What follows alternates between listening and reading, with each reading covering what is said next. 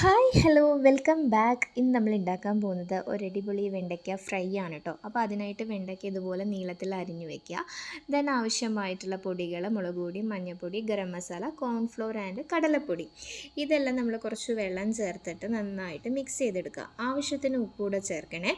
Then നമ്മൾ slice ചെയ്ത് വെച്ചിരിക്കുന്ന വെണ്ടയ്ക്ക ഇതുപോലെ മസാലയിലിട്ടിട്ട് പുരട്ടിയെടുക്കുക. ദെൻ റെസ്റ്റ് ചെയ്യാൻ വെക്കണമെന്നൊന്നുമില്ല.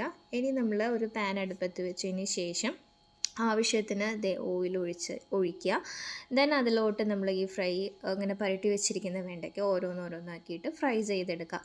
ഒരു പുറം ഒന്ന് ഇതായി വരുമ്പോൾ നമ്മൾ തിരിച്ചിട്ടിട്ട് ഒന്നുകൂടെ നന്നായിട്ട് കുക്ക് ചെയ്തെടുക്കുക കേട്ടോ. അപ്പോൾ ഇതിന് വളരെ കുറച്ച് എണ്ണ മതി, അങ്ങനെ അത്ര ഓയിലൊന്നും വേണ്ട. ഇതങ്ങനെ ഒരു സൈഡായി വരുമ്പോൾ നമ്മൾ തിരിച്ചിട്ടിട്ട് അപ്പുറത്തെ സൈഡുകൂടെ നന്നായിട്ടൊന്ന് വേവിച്ചെടുക്കാം.